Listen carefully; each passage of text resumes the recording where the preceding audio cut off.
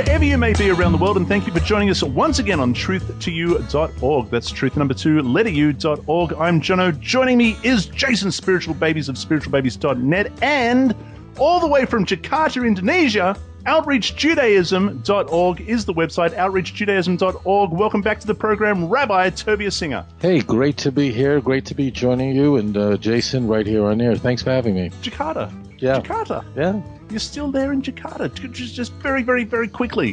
What, highlights, Jakarta. Go for it. There are none. Let's move on. Yeah, no, I'm on. just kidding. No, Jakarta, highlights. Sunny, it's hot. There are people here who love Hashem. That's the reality. This is the largest Islamic country in the world. And you know what I heard this morning? I heard that it's the third largest democracy in the world. They just had an election. They were voting today. Yeah. Do we know what the outcome is? Who cares? I'm kidding. I'm joking. Okay. I'll tell you who won. Mohammed won. Okay, whatever. What do you think? They had a Lubavitcher running? What do you think they had here? They had one guy. One guy's name is Ahmed, and the other guy's name is Mohammed, and we're going to see who won. I'm kidding. I kid. This is my host country now. I better be good. So, who won? Ahmed won. Yusuf won. I'm joking. I'm being silly with you. This is the third largest democracy in the world. Yeah, it's the largest Islamic country in the world. The largest democracy in the world is home to the second largest. And he's gone. He's gone. You were just cooking along there. What? What did his microphone fell off? What? All right, there we go. So that was. Oh, you're back. You're back. That was the guy who won the election. He just threw me off. Okay, so Ahmed threw me off, and now they're trying to trace this interview down, find where I am, and I'm not going to come out of my room, and that's it. So what you have is you don't have many Jews here in the whole Indonesia, but what you do have is many people who have a long Masorah tradition that they're descendants of Jews. In fact, the Dutch did come here about 4 centuries ago with a considerable Jewish community. They came here, colonized this area, and so there are many descendants of Jews here. There are people that fled Christian missionaries in South America who came from place like Peru and came to Papua and other islands who also have a tradition that they're descendants of Jews. So you have a lot of that here. And why would people be waking up about their Jewish identity at this moment in history? Well, I can do two things. I can read the newspaper or I can read the Bible. And I choose the Bible because it tends to be more accurate. And you have over there in Isaiah 43 that God is calling his sons and his daughters home. So even though we're not there, but it's very likely we are living in prophetic times. And as such, the prophecies seem to be, I don't want to be arrogant and say, like, God told me this, but I think it's almost impossible for a rational person of faith to observe this spectacle of events that are unfolding before our eyes and not conclude that in fact we're seeing the B'nai Menashe return back from India, we talked about earlier. We're seeing children of Dan coming back, and we're seeing these people who fled, who come from all over South America, Christian, who fled, who came here looking for a blue mountain, and they found it in Papua, one of the most exquisite islands in the world, and settled there. Now all they want to do is learn Torah. They want to know anything that's Jewish. When I came to the airport, when I landed in the airport in Papua, they greeted me, the community greeted me, hundreds of people with Israeli flags singing Hebrew songs in the airport here in Indonesia. It's unimaginable. That's amazing. And just those verses that you're referring to, Isaiah chapter 43, verses 5, 6, 7, fear not, for I am with you. I will bring your descendants from the east and gather you from the west. I will say to the north, give them up. And to the south, do not keep them back. Bring my sons from afar and my daughters from the ends of the earth. Everyone who is called by my name, whom I have created for my glory, I have formed him. Yes, I have made him. How awesome is it? I'm going to just tell you a very brief story. We'll get into the show. I was lecturing in Papua to people who had come from Peru basically about 400 years ago, not long after the Spanish Inquisition. People went to South America, and then they fled. And it came here. And they loved Judaism so much that we were learning Torah all day, learning Torah. At the end of that, they just wanted to learn. There was no rabbi here. There was nothing here. Incidentally, Judaism is not a recognized religion in Indonesia. It's not a choice you can check off as Judaism.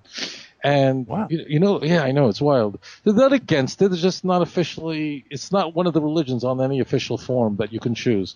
So, what they started doing was a Monday night, and they all started to sing Shalom Aleichem with all their might, and beautiful. Because, you see, that is such a paradigm of the descendants of Jews in this country. They just want anything Jewish. They may not be doing it exactly right. But in a sense, as a great rabbi said in the last century, they did it with a full heart. Like, they do it with a full heart. So they didn't know what to do. They simply don't know what to do, but they want to give God a kiss. So they, on a Monday night, they were so full of joy. And they loved the Shalom Aleichem, the traditional tune, Shalom Aleichem. They loved that so much that they all, hundreds of them in unison, started singing it. So my first instinct was, oh, what do you sing Shalom Aleichem? That was my first New York Jew coming out, right? The first second. And then I said, wow, they love Hashem so much that they're singing this song with all their might. They may not be singing correctly, but Hashem is watching them in heaven and raining such joy on them that they're doing this. That's what we're doing here. They're the people who are crying out to God, sing Shalom Aleichem on Monday. And what I'm going to do here, with the help of Hashem, is to get them to sing it on Friday night. That's what this is about. Beautiful. That's so great. I wish I was there with you. You're only a skip across the pond off the top of Australia, but it's even saying that, it's just so far. But it sounds like a wonderful and exciting place to be with what's going on in Indonesia, in Jakarta, where you are at the moment. So listen, the reason why we are together once again is because you so generously sent us such fabulous brand new books. The book is entitled Let's Get Biblical. Why Doesn't Judaism Accept the Christian Messiah? Volume 1 and 2. Did you get that, people? Volume 1 and 2. You couldn't fit it all into one book. I mean, it's Jason, it's huge, right? Oh, it's massive. I've been waiting for it to come in the post, and it came on Monday. And I'll be honest, I saw someone posted a picture online, and the perspective of it made it look like it was maybe a quarter of an inch thick. And I thought, I can go through that, no problem. And when it came, this huge, like 2 inches of paper. I got it from the post box. I opened it up, and there was Tovia's brain. Right. Yes. The whole thing. That's what you've got in these books. That's exactly right. It's going to take me a little while to get through this. So I've started reading it. I'm halfway through the first one. Halfway through the first one already, and there is just. I mean, Tovia, it's so comprehensive. What I would like to do, if I may, is do you mind if I kick off by reading the back cover? Can I do that? Yeah, of course. I would like to read the back cover because this is written by a gentleman who I had the pleasure to meet in Jerusalem at one of your lectures. It was in March, right? And his name is Michael R.D. Flanagan. He's a former Southern Baptist minister, and he writes, and he's quoting, inverted commas, "Pastor, can you listen to these tapes for me and tell me if everything this man is saying is true?" With these words from Alice, a member of our congregation, I was introduced to the Let's Get Biblical tape series of Rabbi Tovia Singer. At first, it was only a couple of tapes, and after listening intently to them, I told her that the rabbi mentioned other tapes and a study guide. She ordered them for me, and after listening to them several times and studying through the guide, I went back to her and said, yes, everything is true. For someone who would spend most of his life preparing for the ministry, he's got an inverted commas there, preparing for the ministry, and also having attended 2 prominent Southern Baptist institutions, Dallas Baptist University and Southwestern Theological Seminary, as well as serving in various churches in the capacity of associate minister and then pastoring a church in East Texas, the Let's Get Biblical series was at first devastating, yet ultimately gave me real meaning to my life. Devastating because of the nagging guilt that I felt, knowing that I'd led so many down the wrong path. Sure, I was very sincere in my belief. He's got an inverted commas belief. Sure, I was very sincere in my belief. This was the way I was brought up to believe. But in my search for the roots of Christianity, God graciously brought the truth into my life through Rabbi Singer. I would encourage everyone, Jewish or Christian, to pore over these powerful messages contained in these pages, as well as Rabbi Singer's remarkable audio series. I have no doubt that if you do so with all your heart, you too will find the truth. Study these pages very carefully and prayerfully.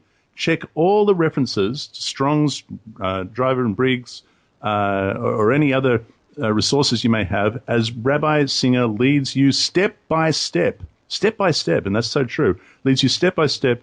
Your eyes, mind, and heart will be opened to the truth of Torah. That is so powerful. What else can you tell us about this gentleman? This is a shock. I was lecturing in Jerusalem. I didn't expect to see this man. I was doing a 10 weeks lecture series in Dallas. And as it turned out, there was a huge crowd, maybe 500-600 people there. Probably 2/3 of the audience were Christians. And he came because some of his congregants encouraged him to come. He was the pastor of the Baptist Church in Palestine, Texas. Palestine is in East Texas. Really, these people haven't seen a Jew in their lives. And he came, and ultimately he studied, and he, along with his family and so many other congregants, decided to either convert to Judaism or become B'nai Noach. He was the senior pastor of a very significant congregation. Of course, he resigned from the church. He needed to pay his mortgage, so he took up a job at Walmart, working in their stockroom so he can just pay the mortgage until he can move to New York and convert it to Judaism. He's a remarkable man. I mean, a gentle, remarkable man. I haven't seen him in so many years. And suddenly, there I was in Jerusalem, teaching, lecturing. We had the opportunity to spend time together, Jono.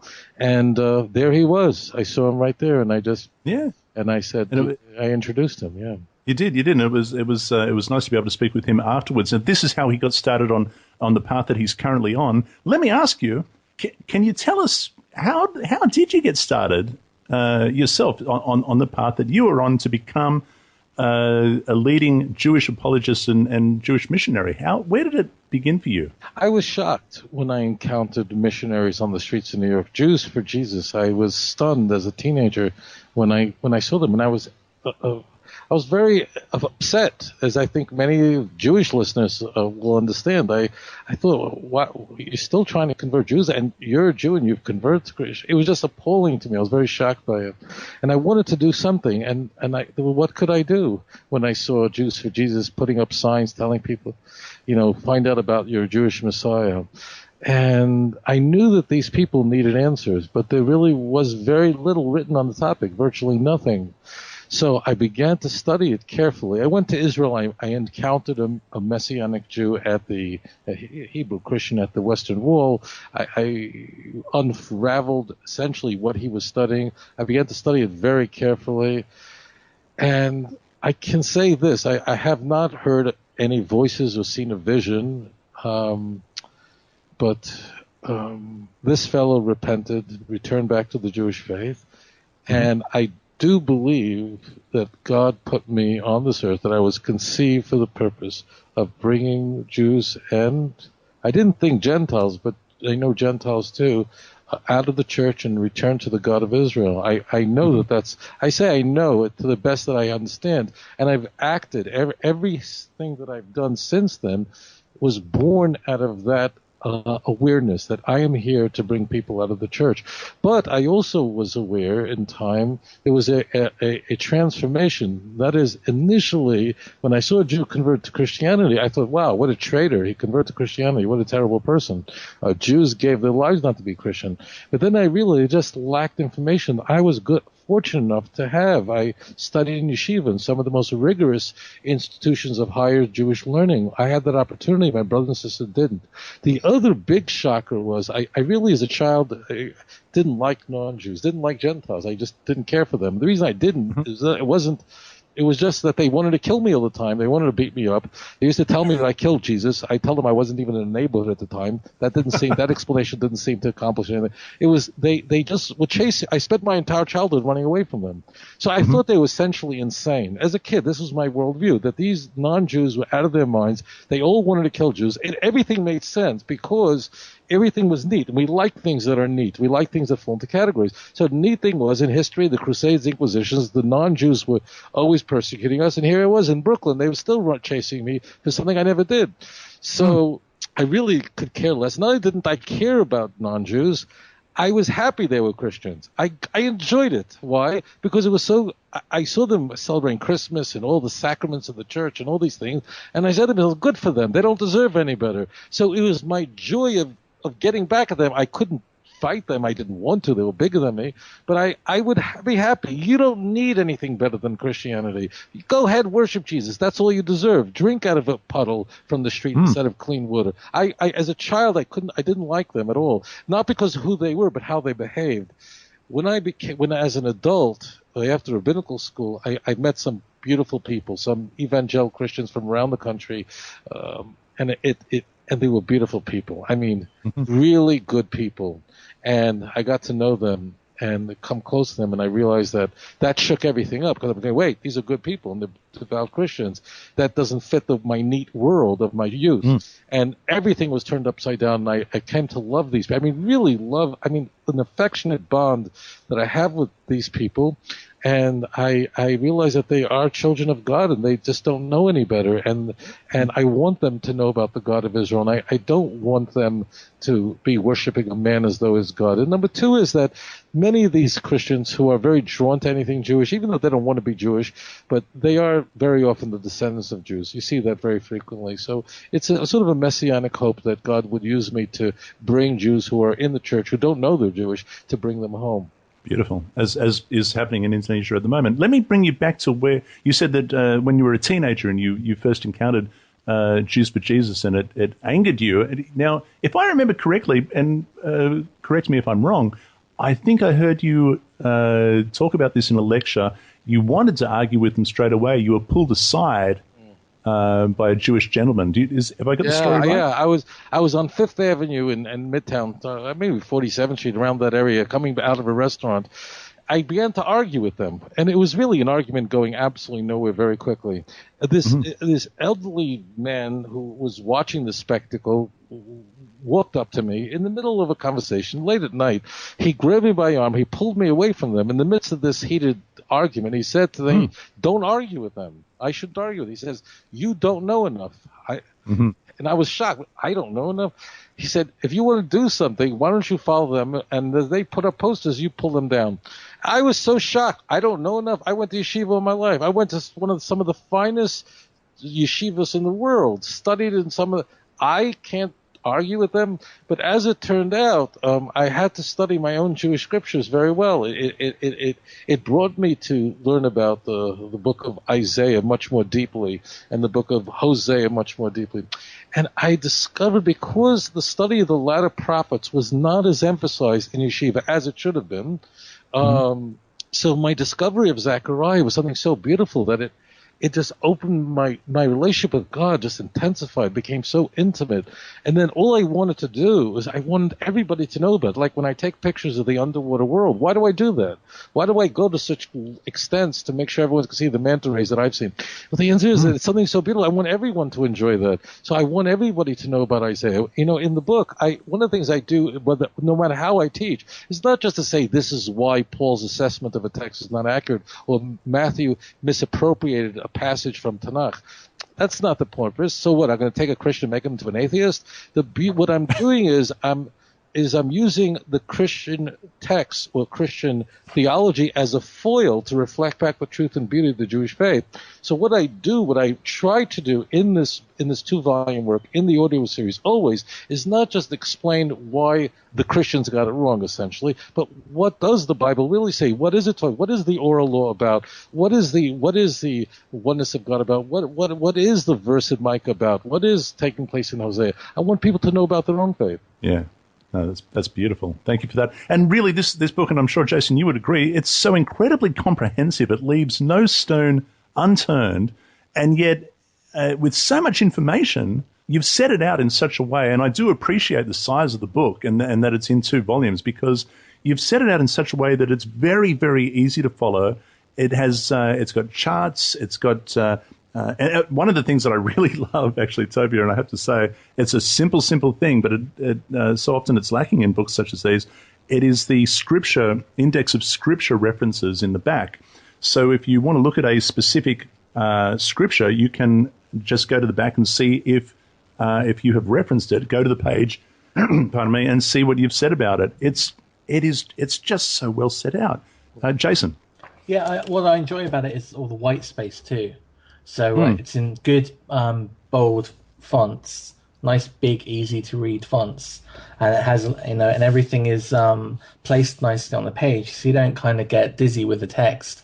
What I wanted to ask was, you'd previously released a book Let's Get Biblical, and obviously you have your audio series, and you have your videos and all the shows that you do. What drove you to release these two volumes? Yeah, the earlier Let's Get Biblical was not a standalone book. Essentially was a study guide to the audio series. So it accompanied it. People who listen to my lectures, and I don't know really how many people have studied those audio programs over the years, but it's a considerable number. They needed a study guide to accompany it, to give you the references that I speak of, the charts, the so on. So I had the study guide. People enjoyed it. There were text in there to help along, but it basically was an accompaniment to the audio series. What I sought to do now was to create a complete standalone where I go through these issues where the books alone have all the information in it. And also, when I lecture, how long is an average lecture? An hour, right? So there's a limit to how much information you can impart to your audience until you overwhelm them. The thing about a book is that you can continuously write. I wanted something completely exhaustive. Look, I'll tell you guys this. Please God, I'll live to 120. I'm planning on it. But no one knows how long they're going to live. I don't want to sort of die with the recipe, meaning there's information in here that I want accessible to every person. Every response the church uses, every counter argument that's used is in there, and how to respond to it, and also the references, because I want to empower people, not tell them what to believe, but to say, here's the guide to do this. So what I did was I wanted something that stand alone. Now, initially, this wasn't going to be called Let's Get Biblical. Initially, what it was is I was going to create another 2 books that were completely informative. That means all the other chapters that are in there, because there's so much more. But what happened was I decided that this should really be a trilogy, that I should not strip out all the accompanying information from the audio series. So I said, you know what, I'm just going to bring it in, have everything in there. So you have 2 books that are almost like a phone books. And then I'll just go to volume 3, which I'm working on now, which where I'm just going to keep building and going further and further. So I decided to have everything in there so that the books were completely exhaustive, very easy to read. And here's the key point. I want information that until now was only available to scholars to be available to lay people. That was very important to me. And that's what the books I seek to do, is to make information that is not really accessible to most people readily available. So this is now. Did you just say that you're working on you're working on a 3rd book? There's volume 3 coming. Is that what you're saying? Yeah, that means what happens is people ask questions. They ask new, fresh, fabulous questions, and it gives me. You know how I like to do this. I like to respond to questions and help people understand. So yeah, people ask questions, and those are going to get volumes, of course. Wow. Well, I better get reading because, as you pointed out, there's only so much that people can take in an audio teaching. I mean, the kind of programs that we do here on Truth to You, they may go for up to an hour, but if you were to really go through the detail with what is in this book, you'd be looking at a minimum of 3 hours per topic. Now, it's divided into parts. You've got part 1, part 2. It goes on, and what we have is part 1, evangelizing the Jews, part 2, how do missionaries paint Jesus into the scriptures, into the Jewish scriptures, part 3, sin and atonement, part 4, Isaiah 53, but in all of these parts, it's divided into little chapters, if you like, and there's just so many articles, and the detail that is there, it really is impressive. It really, really is. Like I said, you've left no stone unturned, Jason. The way it's all broken down is excellent too. So I opened it up last night, and I asked my wife, what should we start with? And she said, Isaiah 53. And I said, grand. So we opened it at Isaiah 53, and I thought, well, I'm going to have to get my Bible now. I'm going to have to get my concordances. But I didn't, because Tovia's laid down the biblical text, and even the Hebrew, if you need it, next to it. It's there in the and if it's required, the Greek is there as well. Right. The Septuagint. Yep, everything's there. Yeah, it's done in perfection. Yeah, I even go so far, because, people are making eternal decisions, I even go so far as to find original manuscripts, the original 1611 King James. That means whatever people need to look at, the information is right there and accessible in the book. It's sort of exhaustive, encyclopedic, and also no chapter depends on the other. Each chapter is independent, so that's what I wanted. I wanted people to be able to look up any passage and read it, and also I wanted to introduce information that really is never studied. The oral law in the church, its attitude towards the oral law, that's not really studied very much. The 2 Christmas stories, the infancy narratives, Micah 5, it's not explored very much, and it's important that it is, so I sought to do that. No, I'm glad you mentioned that too. There's a whole section on the oral law, and that is, of course, in part 10. And I appreciate that. I'm not. I mean, listeners know that I'm not a student of the oral law because I was brought up as a Christian, and so this is an opportunity for me to get it in a nutshell that is supplied. But there's so much here to evaluate, and of course, not everyone's going to agree with everything, and that's always going to be the case. But you have, dear listeners, you've got it all at your fingertips here. It really is a very I will say. I feel like looking at these two volumes, Tovia. I feel like up to now I've been floundering around on Truth to You. This is just a valuable. Do you like that? A flounder is a fish, right? Yeah. Where does that expression come from? What does a flounder do when it's floundering around? It's sort of because a flounder swims on its side. Remember we did a show on that. Its eye moves over. Oh, this is the one that's the face smears across its body onto one side. Right. Yeah, take the oral law for a moment. One of the things that were very striking to me, it's the only autobiographical part of the book, is where I talk about this in the oral law. When I first picked up a Christian Bible to study it, because I felt that I needed to have, to know the text in order to help people, it was very obvious to me very quickly. I really didn't know what I was going to encounter as I began to read the text. But when I read the Gospels, one of the things that struck me was it was very obvious to me very quickly that it was impossible to understand many of the stories told in the Christian Bible without the oral law, meaning, and you mentioned the fact that you were a Christian, so you'd never studied the oral law. You weren't a student of it. As it turns out, the earliest church, the oral law was taken for granted. It was taken for granted by the early Christians, the earliest Christians, that the oral law was directly from Moses. And it says it explicitly in the New Testament. Jesus at least made to say that the Pharisees sit in Moses' seat, what they teach of the scribes. And many of the stories in the Gospels cannot be understood without an oral Torah. And that was what shocked me. So instead of feeling like I was going to encounter Christian literature that was very strange, very alien to me, I realized very quickly that Christians would never understand the parables or the stories of Jesus violating the Sabbath. His responses don't make sense without the Talmud. They make no sense at all. What is his argument that if you can circumcise a child on Shabbos, you can certainly heal somebody? Well, that doesn't make sense. Oh, and it's gone lost him again. Oh, the new president's cut him off. No, but listen, what he's saying, it's interesting because I've actually heard, and I don't know if you have heard, Jason, but I've heard Messianic Christian, Hebrew Christians, whatever, saying exactly that you cannot understand the New Testament unless you understand the Talmud. Right. And I thought, well, that's very... No, you had your chance. We're talking now. So I've actually had people say that to me, that Messianic Christians that have said to me, you cannot understand the New Testament unless you understand the oral law, because it's the oral law that supports, they say, it's the oral law that supports and proves. And there seems to be a relationship that they understand there, and I'm thinking that's interesting. I've never been exposed to the oral law. I'm not a student of the oral law. I'm still trying to wrap my brain around the Tanakh. But for so many years, I believed that the New Testament was true, and I did so without the support of the oral law as well. However, you put down the case in part 10 of volume 1, and that's going to be challenging for myself, and it's going to be challenging for a lot of Truth to You listeners. I totally appreciate that and understand it, dear listeners, but that is just one of the components that you should familiarize yourself in, because after all, and this is something that Jason said to me, because for a lot, let's be honest, for a lot of the listeners on Truth to You, the oral law is one of those touchy subjects, but where did you learn that from? And this is something, Jason, just tell me remember this conversation that we had? Yep, I do. And it's from my own experience, the time in the church and the time in the Messianic movement, you are told what to think.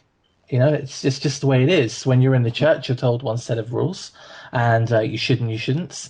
But then when you go into the Messianic movement, and you feel that you have the truth, but you're told what that truth is, and one of those truths is there's no place for the oral law.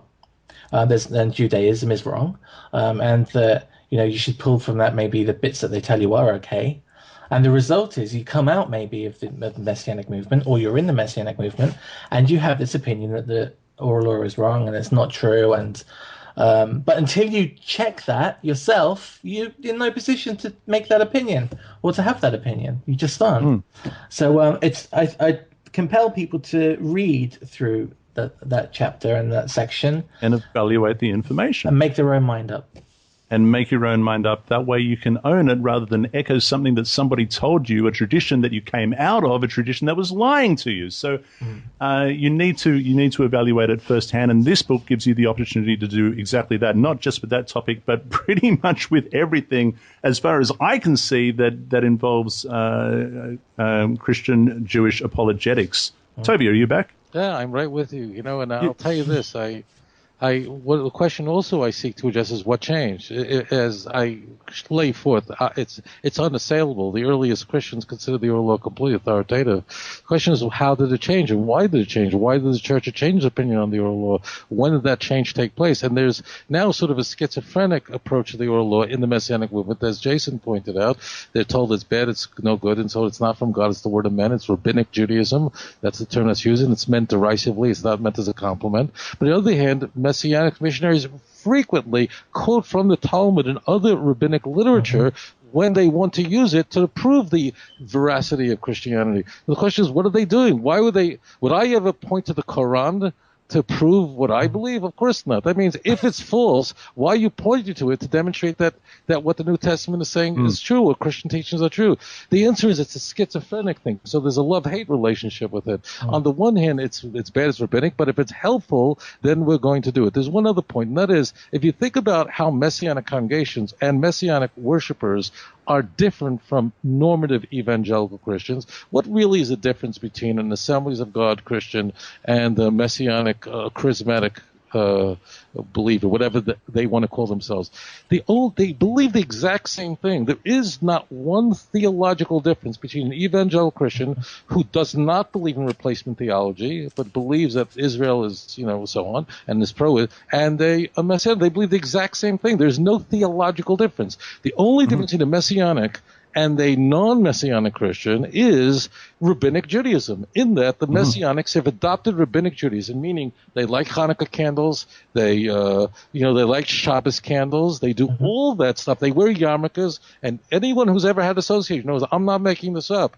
Those are all rabbinic commandments, traditions. But do they check their clothing for wool and linen? The answer is no. Do they drive their car on Shabbos, which is scriptural? You can't light a fire on Shabbos. It's in the Bible. No. Do they don't keep those scriptural commands. So interestingly, the entire Messianic movement is unique in the Christian world in that it embraces rabbinic Judaism and does not keep scriptural commandments, only rabbinic commandments.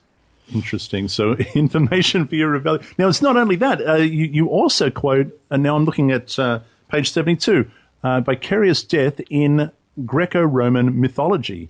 You're quoting mythology here, and you're putting context to various stories in the New Testament, right? Right. That means it's important for people to ultimately understand what really happened here. That's what I want people to do. This is not like, all right, Christianity is false or Judaism is true. This is also about how it developed. It's the history of how vicarious atonement developed. And it's important for people to understand. And people will very quickly realize that Christianity invented nothing and borrowed everything.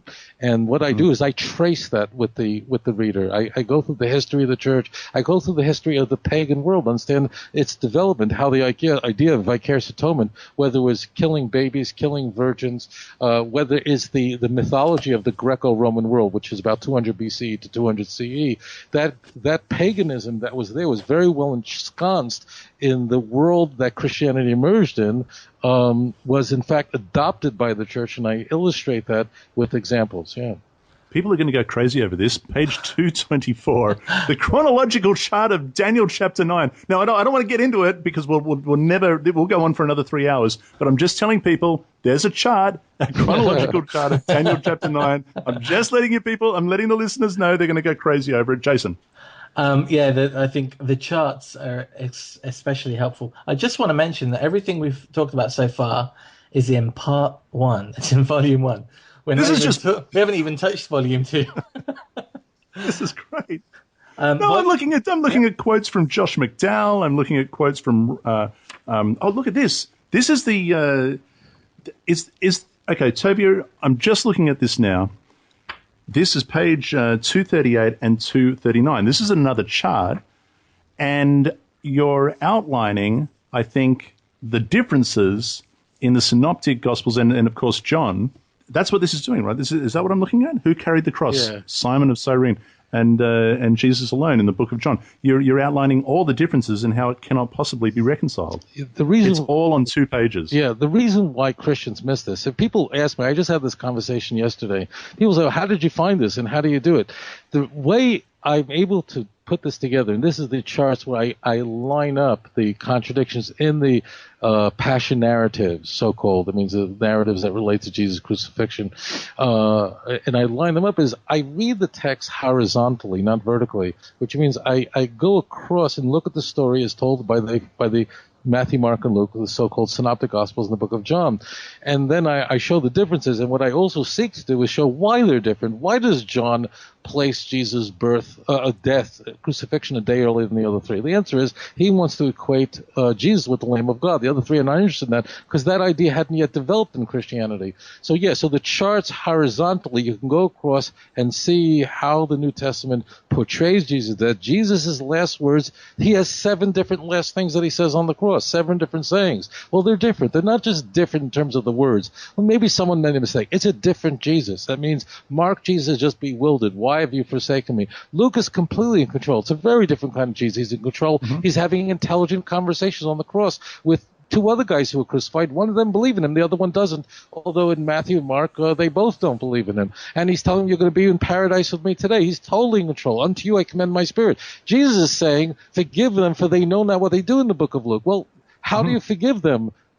I mean, that means on what theological basis can someone be forgiven because they don't know the truth? In Paul's theology, that's not possible. But in Luke's theology, it is, because Luke Acts, as it turns out, does not accept the notion of vicarious atonement.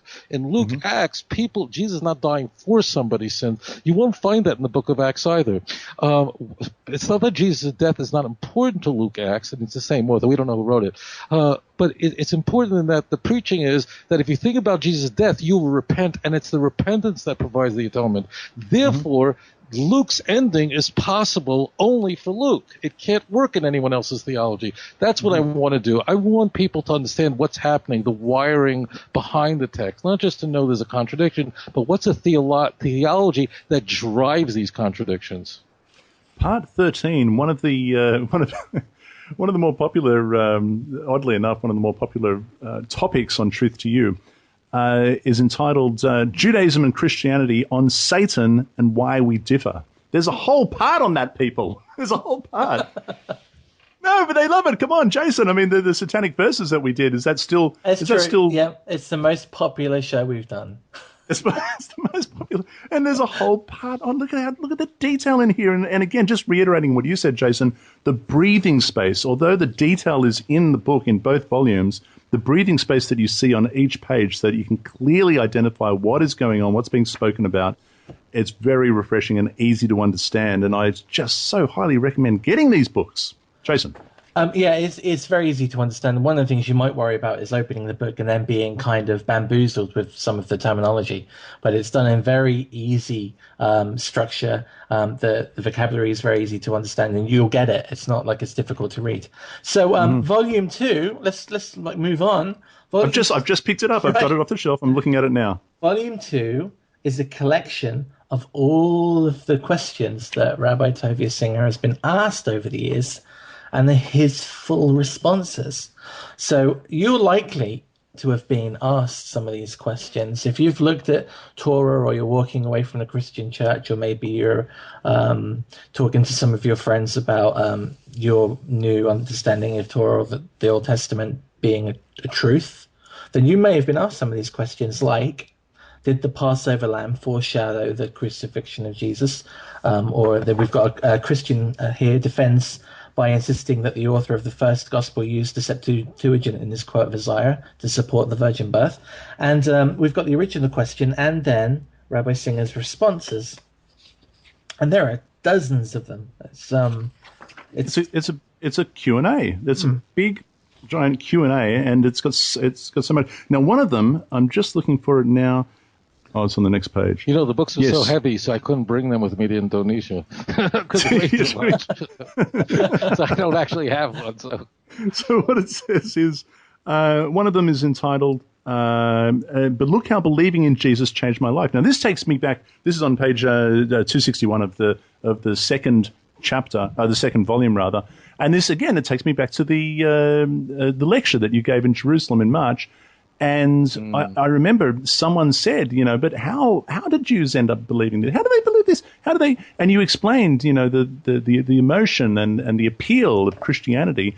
And lo and behold, almost on cue, a young Palestinian man, he arrived late.